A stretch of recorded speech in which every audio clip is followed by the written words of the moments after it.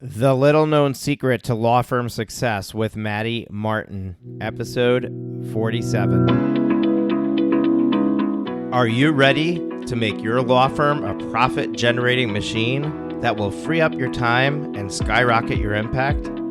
With more than 2 decades of business growth experience and having proven that you can be successful while prioritizing your family and your impact, introducing the Profit with Law podcast.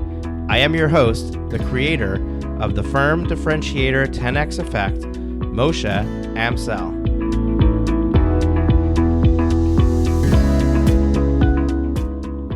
Well, hello and welcome to another episode of Profit with Law. I'm your host, Moshe Amsel, and today you are in for a treat. And I say that because this is another bonus guest interview episode. And my guest today is somebody very special. What's interesting is that a month ago, I had no idea who she was. Actually, it's not true because I had heard her interviewed on a couple of other shows. So I definitely have heard her before, but I didn't know her. And then we were introduced. Interestingly, somebody reached out to me on LinkedIn that I had a connection with from a couple of years back. And they said, you know, I have somebody who I think would be a good fit for your show, and introduced me to our guest today. And we had our initial conversation. And since then, our friendship or connection has blossomed significantly.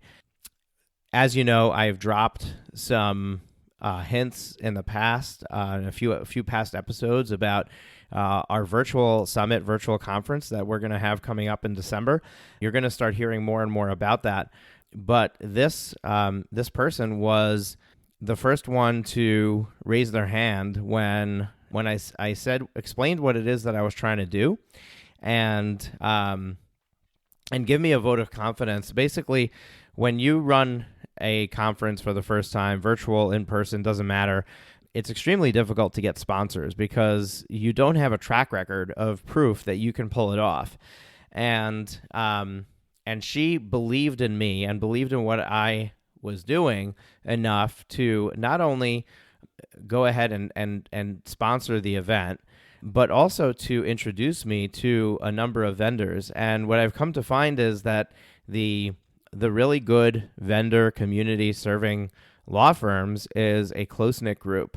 And she basically broke that ice and introduced me to a bunch of people who I now have relationships with. And it's a super, super exciting time for me and the growth of my company, and it's a super exciting time for you as law firm owners, because we're about to change the way that you get information, change the way that you learn, change the way that you receive information.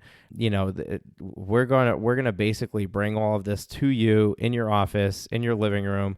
You're not going to have to fly away from the family, leave your practice to get the latest and greatest information about business development and practice management. So the Law Firm Growth Summit is going to be an absolute game changer in the industry, and you're going to be able to be the first ones to attend.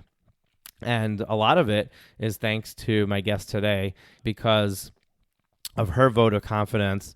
That has allowed me to sell a number of sponsorships, which is going to fuel the cost of advertising the event and marketing it, and being able to bring in the attendees that are going to learn from it and get so much out of it. So all of this secrecy, let me share with you who this amazing person is, because besides for the fact that she's sponsoring my event, she works for a company that on the surface seems like something that exists out there at a dime a dozen. And, you know, that's virtual reception services. But they go about it in such a different way, and they've added so many tools to the tool shed, and so many different ways that they serve you, that this is not about a virtual reception and a virtual receptionist. And you might think, oh, I'm not gonna bother to listen to this because I have a full-time receptionist at my desk, or we don't need coverage of our phones after hours, things like that. We're going to talk about all of that in this interview, but more importantly, you need to understand and make the connection of where do sales come from in your firm, and what gets somebody to refer your firm. Why do people talk about you? What is the experience that they receive that gets them to then go and tell somebody else, this is the law firm you want to work with? Those are all the things that we're going to cover here. And it was such a good conversation and such an eye-opener for me in the little things that we can do to totally change and turn around where the direction a firm is going and the ability that it has.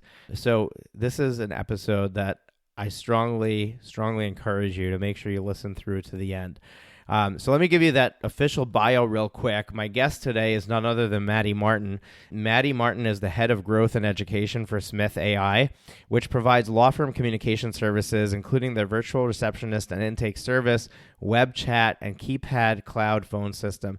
She has spent the last decade growing tech startups from New York to California and has expertise in digital marketing, small business communications, lead conversion, email marketing, SEO and content marketing, social media, co-marketing, and event marketing.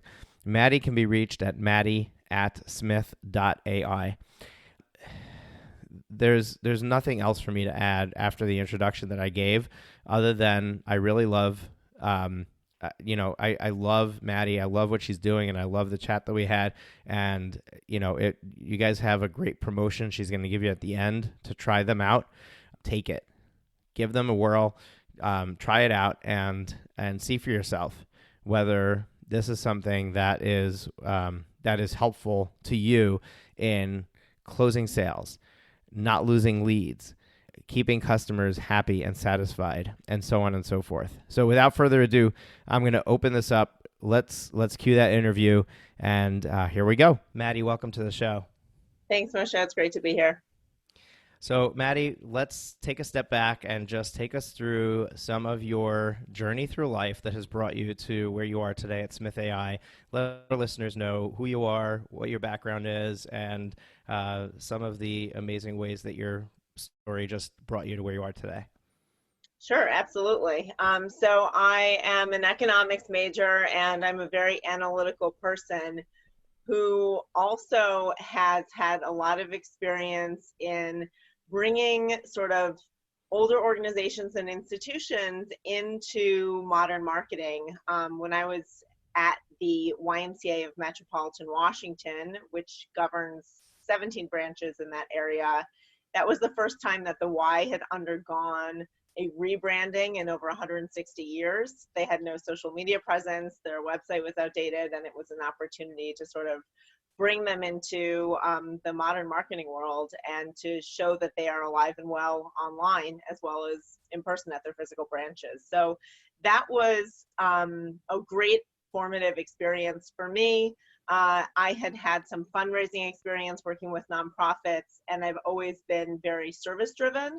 So when I took roles later on at startups, working closely with other small businesses that need a lot of help with services and running their business, not in a charitable aspect, but in a way that helps them run their businesses in a sustainable, profitable way that allows for work-life balance and business continuity. That service mindset that I've always sort of tried to cultivate in any work that I've done has translated really well towards delivering value in everything that I do. And I think when you work with startups, you're very keenly aware of value because you have a very limited budget compared to, some of the other businesses operating in your industry. So we take that same service mindset, that same, conservative approach financially to spending on marketing channels, and we say, what are really the most valuable outlets for your cash that drive business growth and sustainability. And I think that's one of the reasons why I love working for Smith.ai, which is now the third startup that I've run marketing and growth for, is that we are really an affordable solution that pays dividends immediately when law firms and other small businesses delegate their frontline work to us. That's pretty incredible. And what I find most fascinating is how your journey took you from a marketing bent and a marketing edge to being much more consumer driven and value based driven, which interestingly, you're correlating to being valuable for you in Smith.ai as a startup. But what is really true is law firms themselves need to start operating from a value-based perspective and a customer-based approach, and a lot of them are not doing that today. And that's really the key to business now in the 21st century and moving forward is people are making decisions based on what their experience is going to be. When people go on Yelp and look for a restaurant, they're not necessarily looking for the best food. They're looking for who's going to have the best waiter or waitress that's going to serve them with a smile and bring their food in hot and on time and, create a pleasant experience. And the same thing goes for law firms. And law firms need to focus on the experience customers are getting, or clients. I like to call them customers because we need to understand that our law firm practice is a business, and your business gets customers, and the customers need to be served. So it's not just, you're not doing them a favor by providing the legal services. You're doing them a service, and you need to come from a service mindset. So I love that your background has taught you that, and that's what you bring to the table at Smith.ai. Thanks. Yeah, I think that the more that law firms and small businesses of any shape and size approach their clients with the understanding that they are customers of many businesses, they're also customers of Amazon and Zappos and eBay and PayPal users. And if you are not accepting credit card payments, if you're not responding on these new channels on web chat, text messaging, operating without just your personal cell phone and actually delegating some of these things, then you are out of alignment with their expectations, because your clients are not just operating in law firm world, they're operating in the real world, and they have all these experiences that inform and set expectations for how it's going to be to work with you. And these days, responsiveness is not just a matter of being fast to respond, but also the channel through which you respond. So even if you don't personally love web chat or those chat widgets on sites, which have dramatically improved in the last several years, but your clients do, then that is a service to them to provide that opportunity to communicate with you in that way. And it's also important that as you approach your law firm as a business, that you understand and can calculate things like your opportunity cost, because it's not always possible that you will be the one who can respond if you have to be at court every morning. But it is possible that you can hand off some of these core tasks, and it's even more within your bandwidth, within your budget to do so if you understand, well, the opportunity cost of my time is actually a real tangible cost to me to spend time doing something that I don't need to do, that's not lawyering work or even paralegaling work, and to hand off those things that are just labor or operations or communication tasks that can protect your time, which is most valuable and most well spent on things you're best suited and most expert to do. So there's many different directions that I could go from here in our conversation. I want to talk about the value of time real quick, and I'm just going to reference something that I just mentioned on a recent podcast episode. I don't know what the episode number was. Perhaps we'll link that up in the show notes, and my team will find it for me. But I repeated something that I heard from Michael Hyatt on his podcast, where he talks about productivity and he talks about leadership, and he was talking about how a friend of his years ago was talking to him and talking about how, he was doing all of his website development work himself because it was too expensive to hire a web developer. And he turned to him and he said, well, let's do a simple calculation about, how much do you earn a year and how many hours do you work, and then we'll come up with your hourly rate that your time is worth. And they came up with about $150 an hour when they did the math. And he turned to him and he said, let me ask you a question. Is it possible you might be able to find a web developer for less than $150 an hour? And obviously the answer was yes. You could, at that time, especially even today, you could find a web developer for $30 an hour. So he turned around and he said, look, you're not recognizing the value of your time. The best thing for you to be doing is to be doing the tasks that are going to bring in and generate dollars. And you could be offloading this for $30 an hour and getting back $150 an hour, netting $120 an hour basically for all the time you're spending on web development. And attorneys, law firm owners, especially solos or smalls that are just starting to learn about bringing on staff, struggle with this because it's not real dollars today, right? So if you have somebody else do the work, you have to pay them today. You may not be getting the results of the dollar savings today, but it is going to create that freedom in your time to be able to generate that additional revenue. So you kind of have to sacrifice a little bit up front to bring that in. And what the first place that virtual reception services and all the other services that Smith.ai offers, and you have lots of competition in the field as well. The first thing that it does is it allows you to not have to hire somebody full time and be able to offload those tasks. But I think that the power is far beyond that, right? And that's where I think that I'd like to take the next piece of the conversation is talk to us, and I can come up with my own stuff, but I'd like you to share, somebody who has a receptionist answering the phone is not, doing this themselves, but they have somebody at the desk answering the phone. What are the benefits of having a company like Smith.ai behind them that they're not thinking of? Because I know that there are a ton of them, right? Absolutely. So Smith AI comes in a number of ways where you already have a receptionist. First of all, that person who's a receptionist, the first gut check that I would say is that person really a receptionist, or are they a paralegal that you're repurposing as a receptionist? So you may say, I have a receptionist, and the paralegal may say, I wasn't really hired to do this. So that's one thing.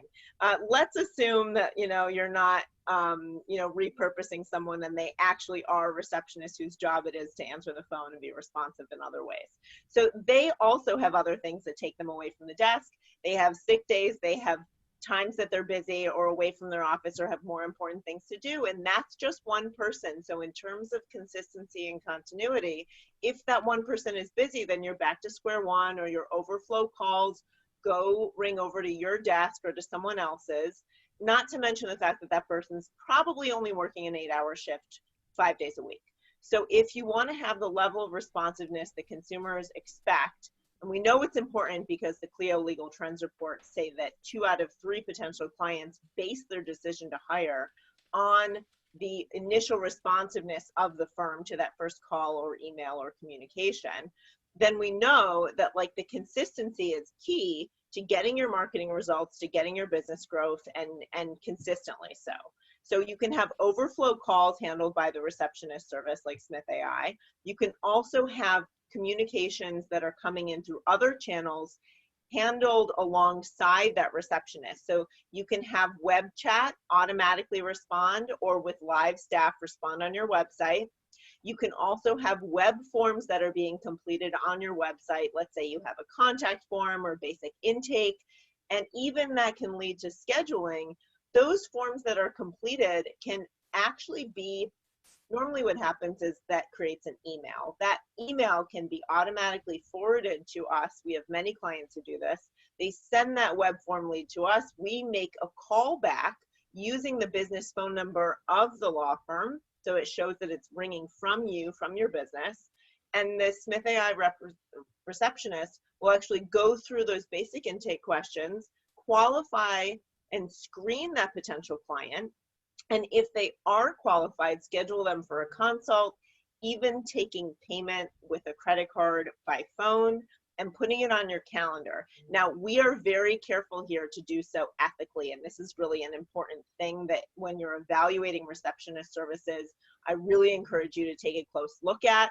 All of our receptionists do not log into your calendar. There are tools like Calendly, Acuity, Schedule Once. There are so many, there are dozens, and they're very good.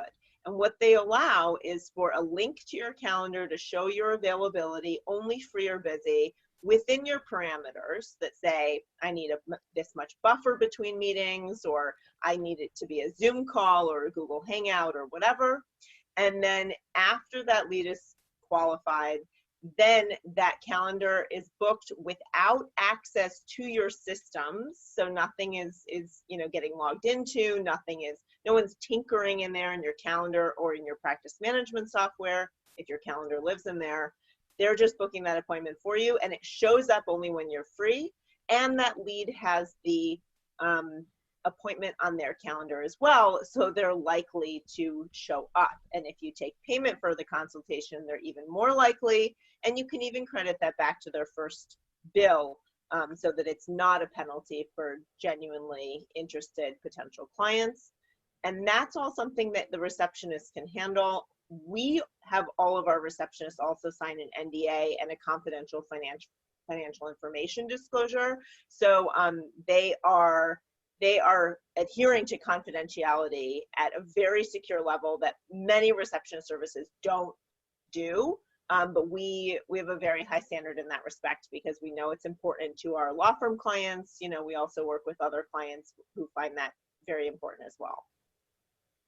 So one of the things that you mentioned at the beginning of this is that overflow from the receptionist when the receptionist is busy. And I just want to point out that one of the things that the receptionist can be busy with is doing their job as a receptionist. So they might be on the phone handling appropriately one of a new lead that came in, or an existing client, and they're doing what they're supposed to do, but they might be tied up for 15 minutes because they're on that call. What happens to the next call that rings in? And let me ask you, the listener, if you were calling into a company to ask questions about using them as, for a service, or probably a high price service, and you ended up in an automated attendant or getting to a voicemail expecting a callback, I'd question whether you'd even leave a message, which is probably what is happening right now in your firm. The other thing is I spoke to a marketer recently who gave me some interesting stats from his own experience with his clients, that he was able to demonstrate that clients, law firm owners who typically are only open 9 to 5, so they don't need to answer the phone after hours because it's normal for them to be closed. They were losing out on 60% of their leads by not having the phone answered after hours.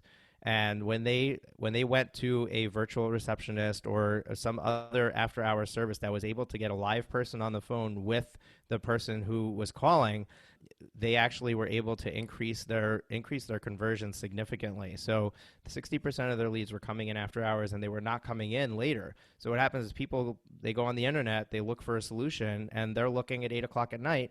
You're not there at 8 o'clock at night. If they get somebody on the phone, that's who they're going to be working with. So it's huge, and I don't think that our listeners really understand how big it really is. Well, and it's one of those situations where you don't know what you don't know, because the phone lines are down, and you don't know if someone's not leaving you a voicemail because they're not interested, or because they chose to not leave a voicemail because they don't trust voicemail and it's a black hole. So I completely agree that it's important to have overflow. It's also important to have a receptionist service that knows how to handle different types of callers, because if a judge or courthouse is calling, that's something that needs to be handled very promptly, whereas with a receptionist service that's handling lead calls, which may be a different part of your phone system, that can be directed to the receptionist with directions for how to handle those calls differently with a different workflow. Now, the other thing that I'll say is that it's really important to enable these text-based conversations, because people who are looking for legal services more and more are more comfortable with communicating through their fingertips or their thumbs, so to speak, by texting or having web chat. as the initial outreach to a law firm, especially with regard to sensitive matters. So imagine that you're a potential client and it's during the workday and you need to find a family law attorney and you're considering a divorce or separation, or you have a child custody issue, or it's an immigration concern, or any number of issues that are sensitive that you don't want your coworkers to overhear or other people to overhear. More and more people are comfortable with text-based communications, and they're much more willing to divulge important information that helps you better screen potential clients, because that verbal conversation is inviting more issues and overhearing with coworkers or others where it doesn't feel like it's as private. It also is a really easy way to not have to take a break or get up from your desk. If you can go on a law firm's website and immediately see, is this the right fit to help me with this legal matter? So the benefit of that is not only being able to serve people in a way that they're more comfortable, but also it can reduce those phone and email and web form interruptions, because you're getting a lot of that communication, that frontline interaction out of the way with that website chat that gets people either in or out of the funnel very efficiently. Okay, so I mean, I'm writing down questions as we go, and they're piling up. But when you say text-based conversations, can you just expound on what exactly that means? Are we talking about text messaging on my phone? Are we talking about, I know you mentioned web chat. Are we talking about Messenger, Instagram? Like where are these text conversations happening? So Instagram, maybe not so much, but WhatsApp is huge with immigration firms. Their clients and potential clients are constantly communicating with them on WhatsApp because it is an international chat platform, right? And it is free. So that is a way that has opened up the channels to a lot of firms. Let's say you're in Miami or in Texas, California, actually tons of places all around the US are fielding a lot more immigration cases and requests than ever. There's been a huge surge, and that is an opportunity to capture that audience. But I mean, God help you if you have to, at all hours of the day, feel like you need to respond on yet another channel personally yourself. So what we're doing is we're identifying these channels, we're identifying languages that need support, we're identifying automations with both language and automatic messages that can be sent out to immediately respond to and qualify potential clients, so you can separate the people who are looking for free legal advice or tire kicking or need a referral to another type of law firm and they don't match your practice area, and then really make sure that you're capturing everyone who you can serve and get them into your funnel, into a consult, into phone call as soon as possible with you, so that you can best identify your needs and the match to your firm and retain them as a client. So talk to me a little bit more about WhatsApp, because that has me intrigued. Like how does it work that somebody is able to message the firm in WhatsApp and your receptionists, the virtual receptionists at Smith.ai are able to respond on behalf of the firm? Is the client or potential client initiating that conversation? Or are you starting in a web chat and then saying, hey, let's talk on WhatsApp? Like, how does that work? That's a very good question. So the nature of the term receptionist means receive, and we are almost always, we're not in the like cold sales call, cold text business. Nobody likes a cold text from someone they've never even asked to be interacting with. But we are first and foremost receptionists.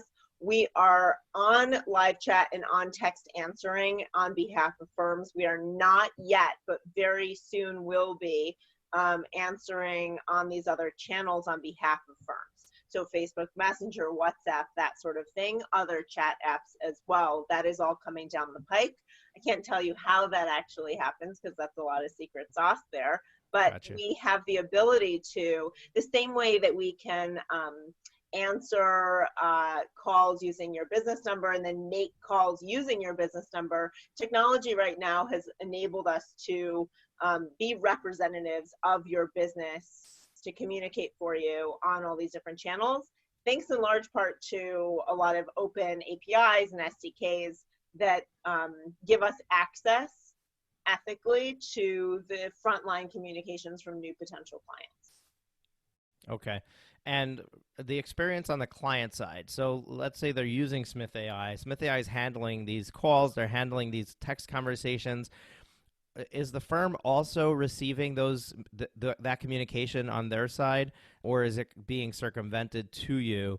And how do you prevent duplication of responsiveness? Oh, absolutely. So there is a very clear streamline funnel where either we answer initially or as overflow as a backup. We can try the firm first and then we'll back up. Or even certain hours we're only responding, like after hours, for example, or during a lunch hour, for example. We can handle the calls. Also, if you want to ring your whole office and then we're the backup, you can sort of have a call blast to your office so anyone can pick up, and then we're still your backup. Now, the nice thing is that after every conversation that we handle, you can receive an email, a text message, or even a Slack notification to an entire team, so that you have the option to see the call summary, the entire chat transcript, and even receive notifications for transfers through those channels. So we can actually text you instead of trying to attempt a warm phone transfer. Let's say there's a potential lead who's on the phone. We are instructed to try and attempt a live transfer to someone on the team. Maybe it's the attorney, maybe it's the intake person. And we can do so.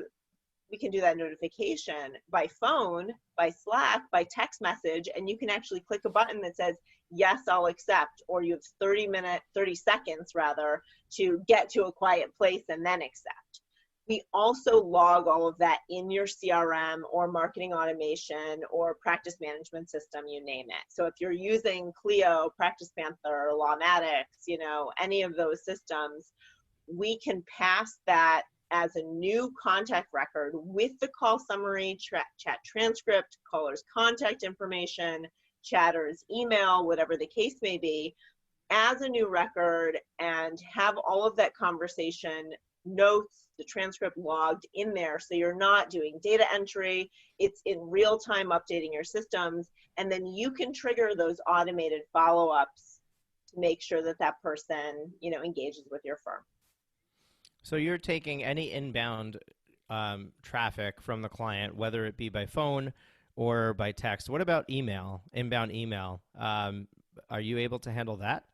We don't handle inbound emails, only those sort of web form completions that come in via email. So you can set up automations where there's a certain subject line where it's a form fill from a new potential lead, and those get forwarded to us, but we do not respond on your behalf via email. There is, it's sort of sticky how much conversation could happen within email, and what clients are communicating via email, though law firms are trying to train them to only communicate within a portal, for example.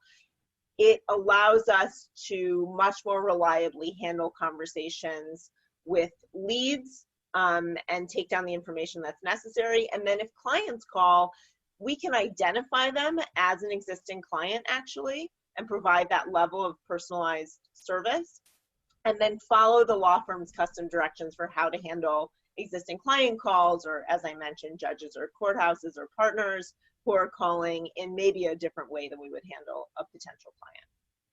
Okay, and then another question that I have, and I have an entire podcast episode about this, is one of the things that I find law firm owners have a tendency to do is whenever they hear something that they have a little bit of resistance to, they say, oh, that's not ethical, it's not allowed. And without checking their state's bar association's rules or their what really is allowed. So I mean, I've gotten everything from oh, I can't do pay-per-click advertising because it's not ethically allowed, to all kinds of wacky stuff.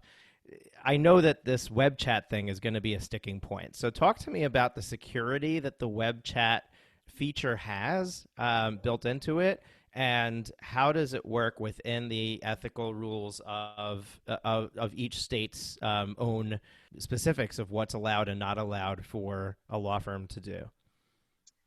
Well, I mean, I think first and foremost, your web chat is a function on your website And one of the things that we say, well, first of all, you should have a secure website, especially if you're using, you're embedding LawPay or other payment solutions or calendaring, whatever it is, however you're taking in information, it's important that you have a, secure website, that you have secure payments, that you have terms and conditions on your website that clearly say how you're going to use any information disclosed on a web form, or if you're capturing emails, phone numbers, that you have cookies enabled, whatever the case may be. That is part and parcel of how you set up your website.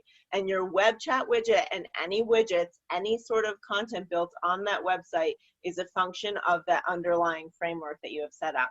Now, specific to web chat, there are a few things that we include, and this is in the law firm communication library that we've built for lawyers. This is also something that we recommend for text answering, is to have a disclaimer that clearly states before any conversation is initiated. And this goes for financial advising firms. I mean, this has other business applications beyond just law. But to say that this chat does not institute or create an attorney-client relationship. It does not constitute legal advice.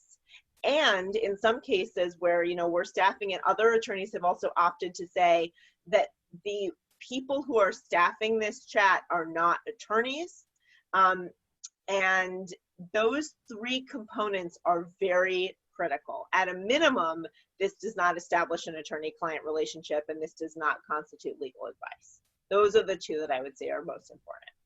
Okay, that's really good. And I'm assuming that somebody who's not set up with these widgets and not set up with these disclaimers, that's something, if they were being onboarded onto Smith.ai's platform, that you would help them and guide them and provide them with, correct? Absolutely. We're always sharing best practices. And we know from working with, people all over the country in all different practice areas, how to get started off on the right foot.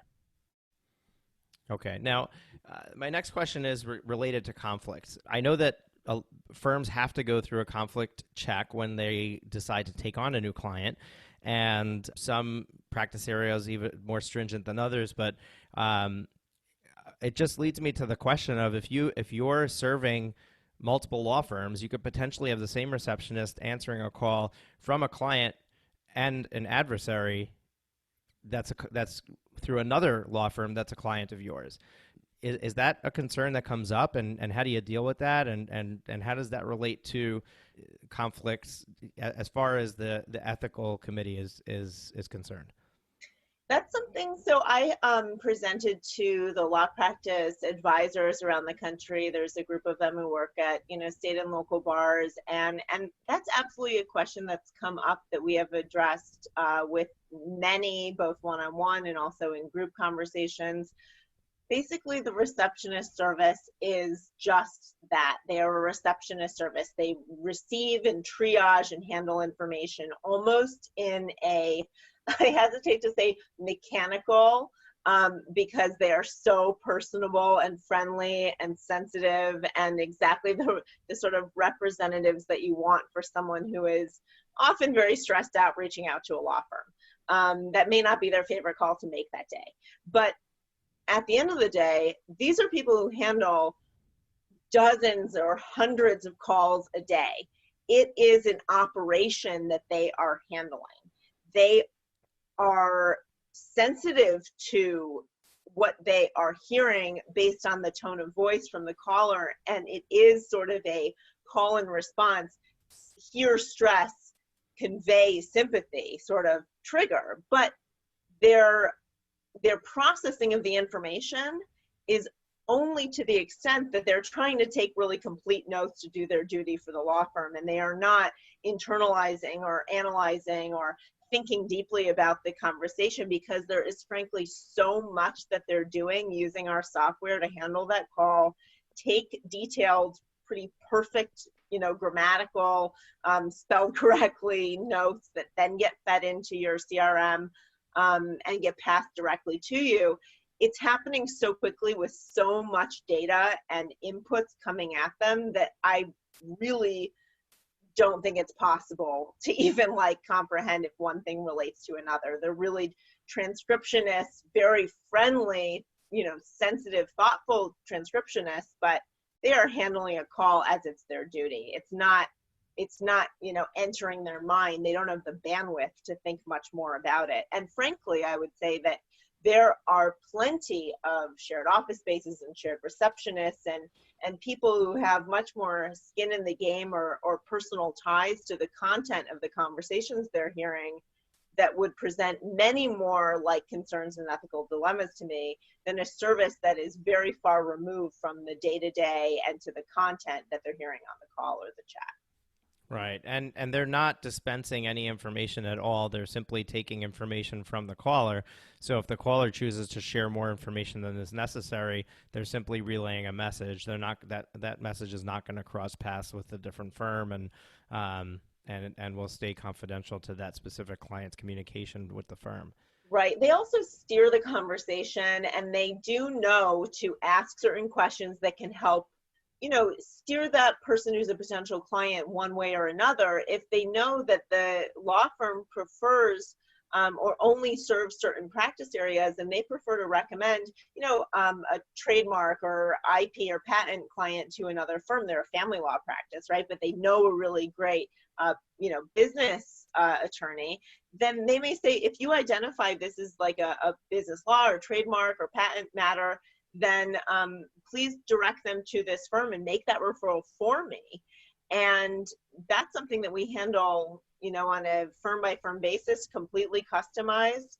So it is about taking information and knowing how to handle it and what with what priority and the workflow to follow. It's not just taking information in a note, because frankly, if you're paying for a receptionist service that's just a call answering or note taking service, you are not getting nearly as much out of it as you possibly could. Like, we do get real work done for you, but that's on the qualification and scheduling and payment side. Right. Talk to me about the payment side. I know you mentioned it before. Is that just in the initial lead scheduling a consultation, or are you involved in accounts receivable as well? And how does that work? Yeah, so actually that's something that we can do in a number of different ways. First of all, if you have people who have, credit cards that are in the system but are expired or bounced, or someone's not paying their invoices, then we can actually follow up with them and call them and say, as a neutral third party, and this is important, I'll get back to that in a moment, there is this outstanding bill. Can I collect payment from you at this time? And we're not charging the 30 to 50% that a collections agency would charge. So you're paying per call with Smith.ai, not per minute, not, as a percentage of the revenue that we're capturing for you or whatever.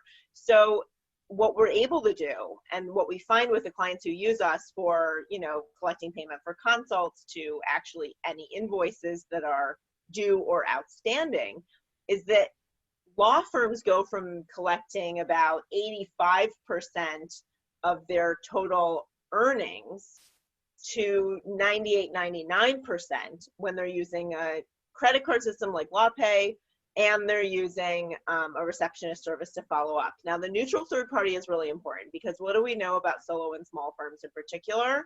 That you have a personal relationship with that client, and almost never do you want to talk about financial matters with a personal relationship, whether it's business or otherwise. So when you have a neutral third party that's having that conversation that is oftentimes uncomfortable for you when you have a personal relationship, and it makes it feel more transactional, which it is, but you don't always want to draw light on that.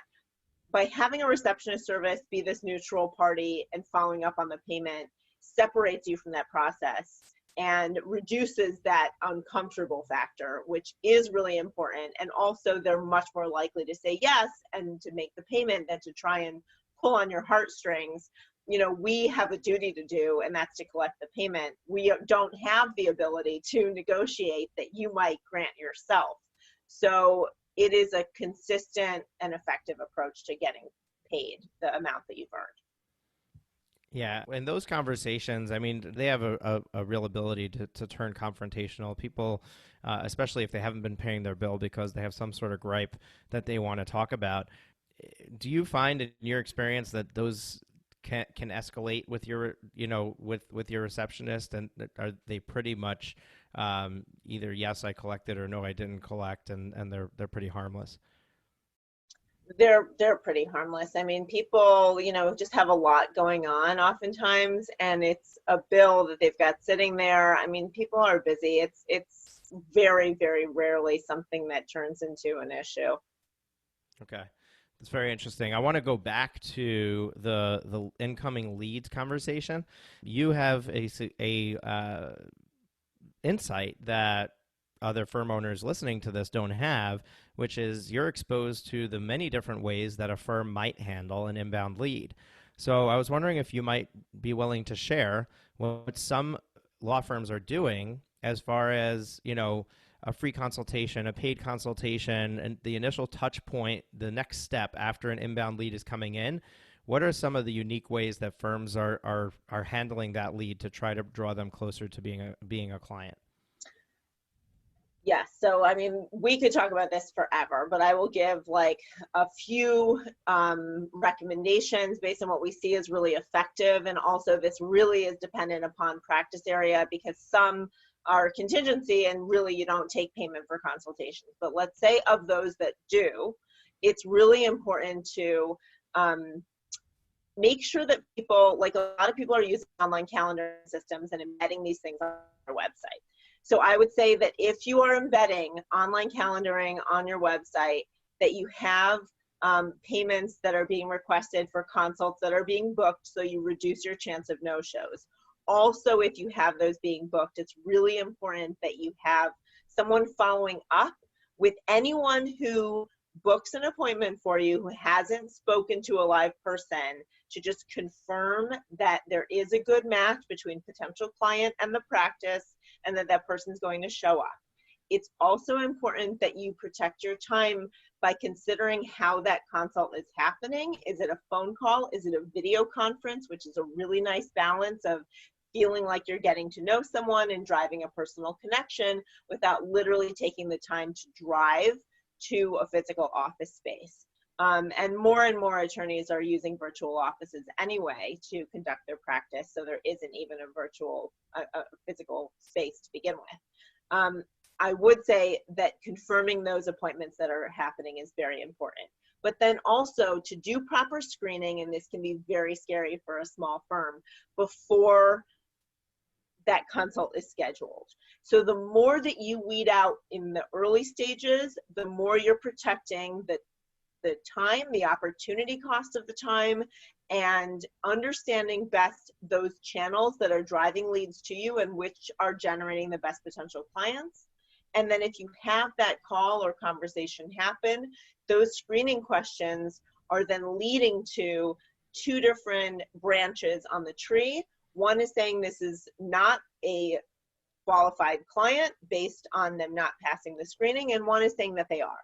For those who are, book them for a consult right then and there, get their email, phone number, and how that consult's going to happen, and get it on their calendar in addition to the attorneys. And then if they're not, that can be a referral that goes to a specific firm or to the state bar's referral service, whatever you prefer, because that can be at least a goodwill generator, if not a potential for a referral fee, if that's allowed within your state bar's ethics rules now, and within the amount of work you're actually doing there. So what I would say is for consults, charging for them is also an additional weeding out mechanism that feels scary early on, but let me tell you, it does say to people to do their own self-gut check. Is this, very likely the stage that you're at? Are you ready? Are you willing to, put money down to have this process be initiated? And then, as I mentioned, if you can, why not say that can be credited to your first bill, so it feels like it's not an extra payment if that person is likely to hire you, and it sort of removes the risk and the tolerance required for that initial payment. But it at least pays you for your time if that person doesn't become a client. One thing that I've seen done outside of the law firm industry and is very effective, and I haven't seen a lot of law firm law firms doing this, but I wonder if it would have the same effectiveness, is to have a fully refundable deposit. So the only purpose of collecting the money is to make sure they show up for the call, and then at the end of the call they get the money back, whether they become a client or not. If they become a client, it can go towards their first bill. And another thing that you can do is you can double their money back. So in other words, you can take what they put down for the call and then apply it times 2 to their first bill to give them an even more incentive to make that move forward of becoming a client. But that takes the question of, is this going to cost me anything out? Because you'll give it, if they don't become a client, you'll give it back to them. But it also weeds out people who are not even willing to put that deposit down. Yeah, I would also say that, one of the other things that we've seen is that the initial first 15 or 30 minutes is free, and then the clock starts running. That's something that we see in criminal defense practices and other practices, and that can be very effective. Like, my hourly rate will kick in after 30 minutes, and, if you want to continue talking, and then maybe during that conversation I send you the retainer agreement, and I just have time to continue talking because, you've got this court date that I need to show up at for you, in 2 days. Like, for example, if you automate a lot of this, which Justy Nickel has done, for example, in Colorado, she is able, by having her, intake form online and then having this doc automation set up where after a consult, she can trigger an agreement, which upon signing triggers the first invoice, and then she can get to work. I mean, that allows her to cut down the amount of time it takes to onboard a new client and to get to work immediately, which has empowered her to corner a market of speed to service that is totally unparalleled. I mean, nobody can serve a client as quickly as she can get on board because of all these automations and process refinements that she's done. But she does require that client to commit and sign and pay up front. And she sets expectations very clearly that once you do this, I get to work for you. And that message is powerful in 2 ways. One, it does allow her to serve a market that is difficult to serve given the time constraints, but it also sets very clearly the precedent that she is the one who sets the rules and the boundaries early on, and the client is very well behaved as a result because you've set that precedent already from the outset.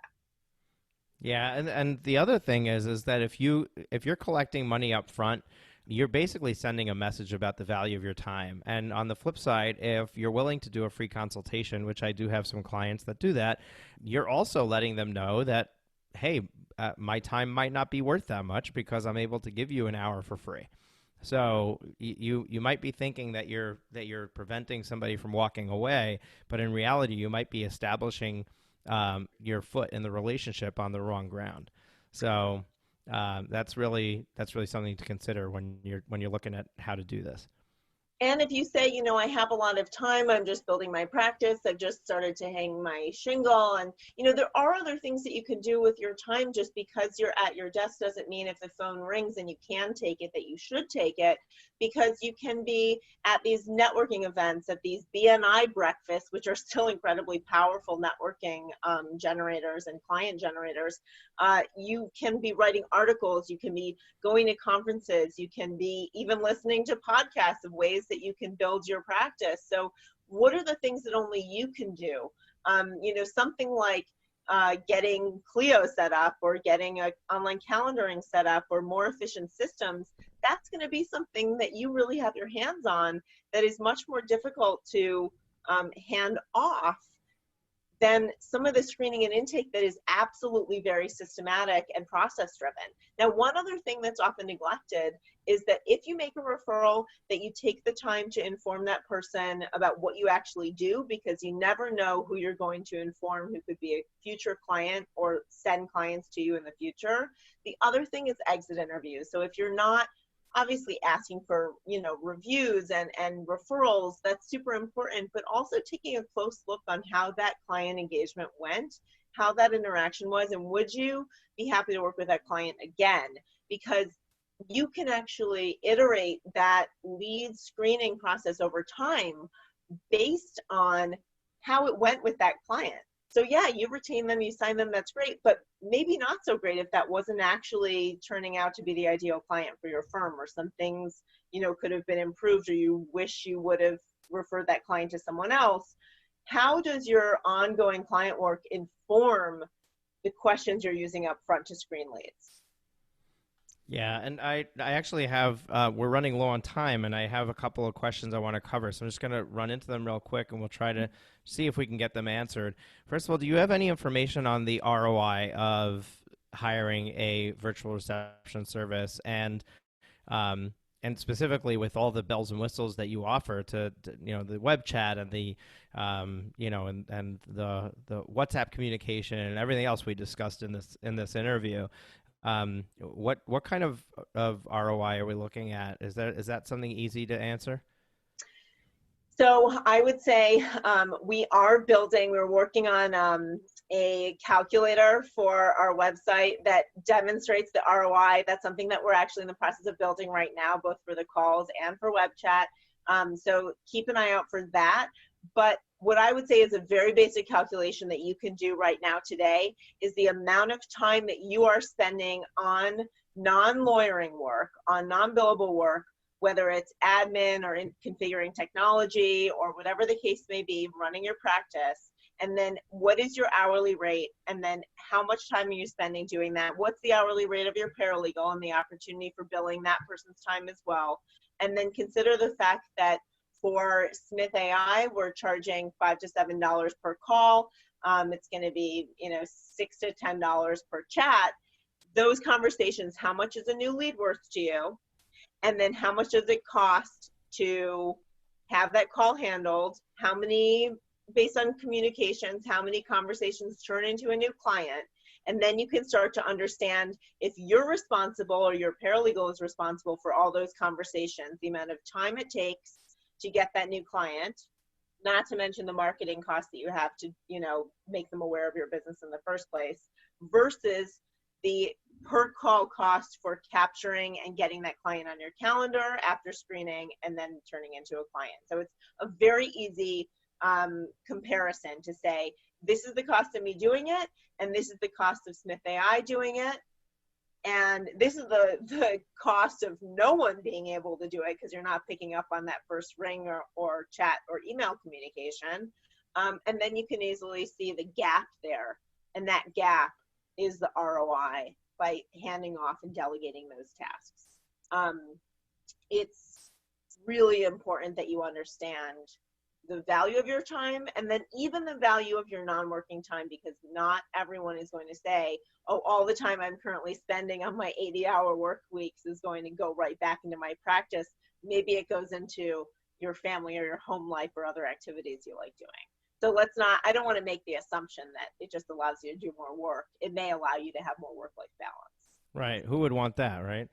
um, we're all striving to get more time back for all these different things, and it sounds like this would give that to you. And at the end of the day, I mean, I know as a fellow business owner, we're always looking at where is the best place to put our dollar. I have X amount of money to spend, and I have to allocate it to different places. And if I choose to put it here, it's not going to go there. And that's, it's always a conflict and decision that you need to make. And the one thing that I have to offer the listeners is that sometimes the calculation is not what do I do with the existing dollars, but being able to foresee and forecast the dollars that are going to be there potentially because of decisions that we make. And that is a very difficult way to come at the decision because it's not tangible today, and you always have that question, what if? What if it doesn't work out? What if it doesn't provide what I expect it to provide? Then I really can't afford it. And that may be right, but without making the change, without making the move, you're not giving yourself the space to allow that additional business to come in. You're not giving yourself the space to allow the client experience to be that much better, and therefore people to talk about you more, and your ratings and reviews to go up and things like that. So a lot of the tangible benefits that you're going to experience are going to happen as a result of making the decision. So you kind of have to bite the bullet and make the decision first. And hopefully, go ahead. Oh, I would also say, Moshe, that if you are spending any money on your website design or your marketing or advertising or improving your Google My Business or your SEO, and you don't build into your budget the channels for responsiveness and the staff to facilitate and guarantee responsiveness, then you're setting yourself up for throwing away a lot of money or not getting the the results that are available to you through those channels, and to not even understanding on an analytical footing the the potential performance of those channels. Because if you don't respond right away, you have no idea how valuable certain marketing channels are to you, to your business. So that's part of your any marketing budget. So this is it's all very interesting. And as we're going through this, I'm thinking, I've got a number of clients that really should be doing this. They're not doing this today. And one of the reasons that they're not doing it is because of the commitment or the investment. You mentioned that you charge per call. Is there a commitment? Like if somebody says, "Hey, you know what? I don't have coverage after hours, but I have no idea if I'm even getting calls after hours." Is it worth engaging with Smith AI to set up themselves for after hours coverage, even if they might not be getting calls? And and what does that look like from an investment perspective? Are they Yeah. truly only being charged by the call, or is there some commitment level in there as well?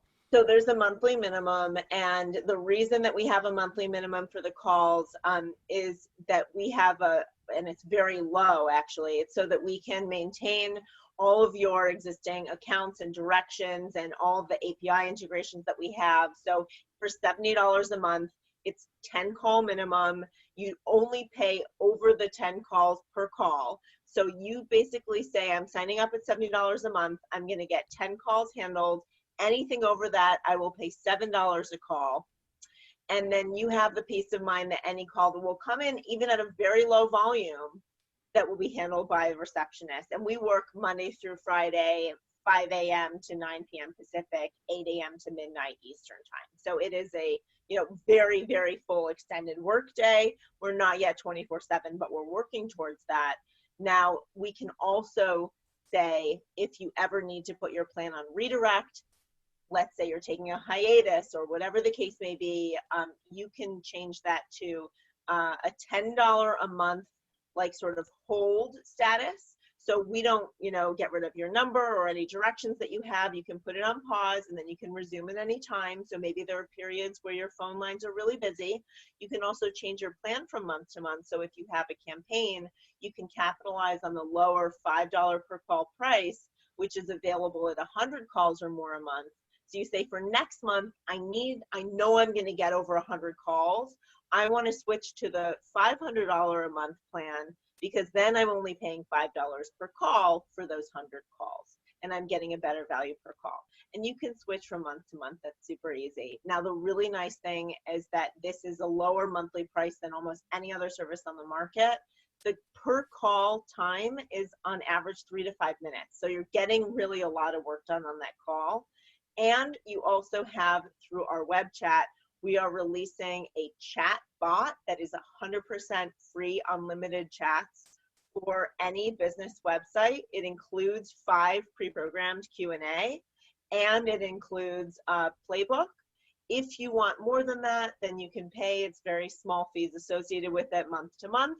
We also have the option to have the live agent staffing your chat, and those plans start at $100 a month, and that's for 10 relevant chats. Now, keep in mind also, and it's funny, some clients even say to us that the $70 a month minimum is worth the spam blocking alone, because we will block out and not charge for all of your spam and sales calls and irrelevant calls. So that doesn't mean when we've qualified a potential client and they don't fit that you don't pay for that call.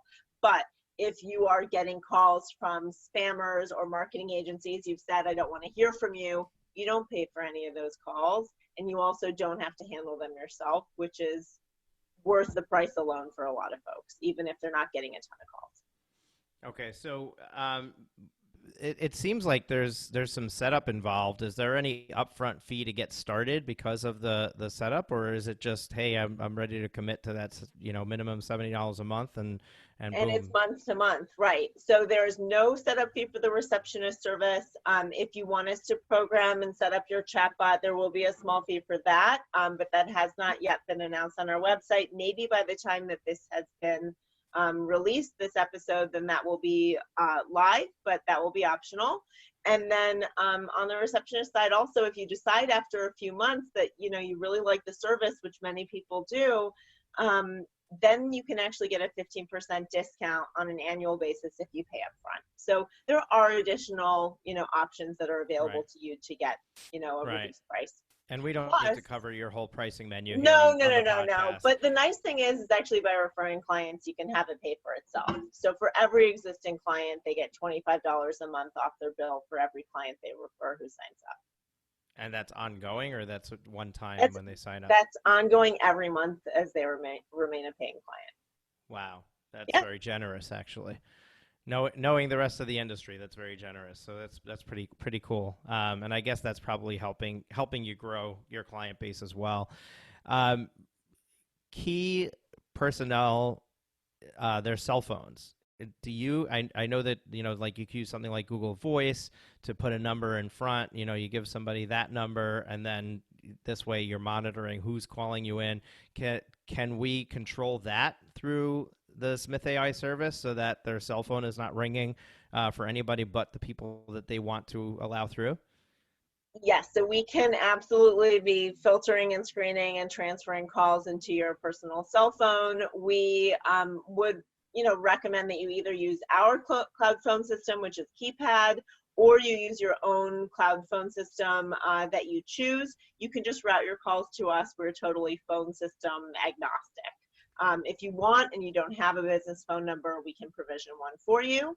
We can also accept your existing business number, so you can port it to us and there's no change to your phone number, and it's listing all over the internet and phone books and every other place where a phone number lives. Great.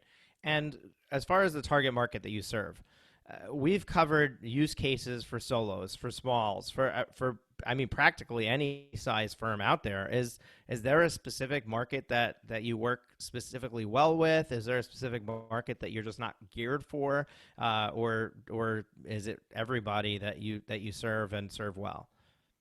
So on the receptionist side, for phone calls, it's pretty much any solo or small business, mostly professional services. And I would say 60% of the businesses we work with are law firms, solo and small law firms. Now, as we're extending more into, and we work with many marketing agencies, financial advisors, IT firms that actually, institute and install our chat and our receptionist services for their clients. And we have business attorneys who work with us and recommend us to their business clients.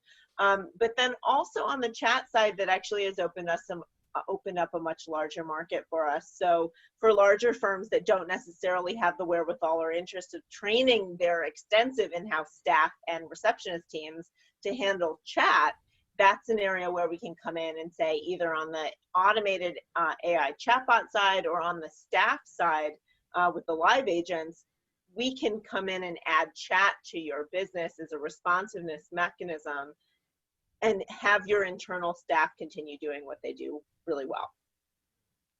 Very interesting. And if we had more time, I would dive into exactly the semantics of how that works, but we don't. We're practically out of time.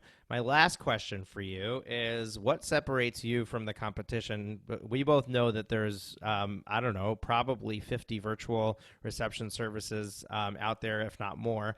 I had my virtual assistant, Tina, who works in the Philippines, do a project a while back to identify potential sponsors for the podcast. And in that project, she identified over 50 virtual reception services. So obviously there's competition in the space.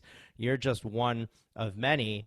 And I teach my clients, and I talk about here on the podcast how, you just need to be able to identify why you're different than anybody else. And people who acknowledge that difference, want that difference, they're going to be the right customers for you. So what makes you unique and special and different than the other players in the marketplace, and why should somebody use you over somebody else? Well, it really comes down to the best staff and to the best technology working together to serve the, small business clients, specifically the solo small law firm. So what we do is we can get more work done for you more accurately on a custom basis that continues the feeling of your small firm, that personalized nature of it, when you personally are not handling all those conversations, which just isn't possible. So we're able to use our software with the receptionist so they see how to handle any different type of call and carry out that workflow. We can customize based on any software that you're using. Basically, we integrate with over 30 different CRM and calendaring and payment systems, marketing automation, whereas the competition is handling on average, 3 or 4 different software programs and not nearly that extent. We have a Zapier app so that we can connect to thousands more software programs. And we also have the ability to customize how we handle these calls and chats really down to the nitty-gritty level. So you're feeling like it is truly an in-house experience and that we are representatives of your business, of your law firm, and that we also are doing things that are of immense value to you, that by integrating with your software, we're reducing data entry tasks. By handling your lead screening, qualification, and scheduling, we're reducing the actual follow-up tasks and chasing leads down who had a good conversation. We're blocking your spam, and we are handling your communications on multiple channels through the same direction so you have a consistent response and workflow every single time. So not using a different service for texting, a different service for chat, a different service for phone answering, a different service for intake. Those are 4 different services right there. We actually can consolidate all of that into one, so you have one team that's working on your behalf consistently, whether they're calling or on your website or texting you. And I'm going to add one piece to that. What I really like about you, as opposed to some of the competition out there, is the fact that you charge per phone call and not per minute. And that, from a financial perspective, because that's my strong point, my key background, is it allows you to do a better job in planning for the productivity of your firm. You have a very clearly defined cost, Right. both on the customer side. Once they've become a client, if you can identify how you're going to be using these calls, you don't have to try to figure out how busy somebody's going to be following up with a client when you know it's going to cost X number of phone calls for each client to get followed up with, and then you can build that into your model and figure out what your profitability is going to be much clearer. On the sales side, you can just add your cost per lead, add the cost of a call to the cost per lead, and you now know how much you can spend on marketing to bring in a lead when with that first call being handled. So I really like the fact that you can do a lot more concrete projections on the financial side, knowing what that cost is going to be up front. Folks, the bottom line is we've made a case on this podcast, on this interview with Maddy, for the need for a virtual reception service, no matter your situation. You can have a full-time receptionist at the desk. You could have somebody who's already tied up on the phone, therefore you don't get to a phone call. You could have after-hours coverage. You can just need the web chat. There's definitely a need for this in your firm. So if you don't have it yet, $70 a month. I mean, come on, that's like one seat of your practice management software. That's one dinner out by yourself with nobody joining you, and maybe a couple of lunches. At the end of the day, it's a drop in the bucket in the overall cost of running your firm. And you can, if nothing else, you give it a try, and if it doesn't work for you, then you cancel it, right? So I have no reason to promote this to you other than the fact that I'm impressed with everything that I've heard, and I think that this is amazing. As a matter of fact, I don't have a virtual reception service for my business, and I'm already thinking about ways that I can implement Smith.ai. I didn't realize that they serve non-law firm clients, so I would consider even using them for my business as well. So Maddy, before we sign off, you have something that you want to share with our audience, some sort of promotion that they can take advantage of. Why don't you take it away and let us know what that is? Thanks. Yeah. It was such a pleasure being here, and I thank everyone who has listened. If you use the code Profit Law 100, that's Profit Law 100, you can get $100 off your first months of service, either calls or chats, in addition to our 10 call, 10 chat free trial. The chatbot will be completely free to use, unlimited chats 24/7. But if you want our live agents or live receptionists, then that will get you that free trial, which is basically a month of service plus $100 off. So the code is ProfitLaw100, and hopefully that's enough to get you to try it out, and you'll see the remarkable change that it makes.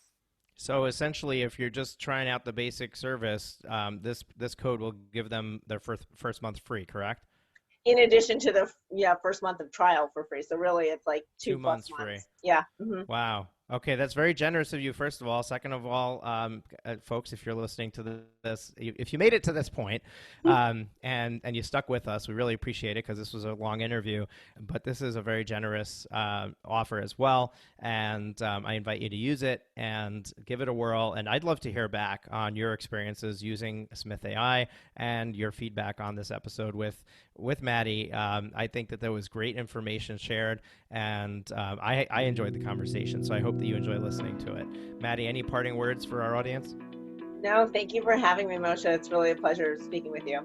And it was a pleasure as well for us. Thank you for sharing your time with us. So there you have it, folks.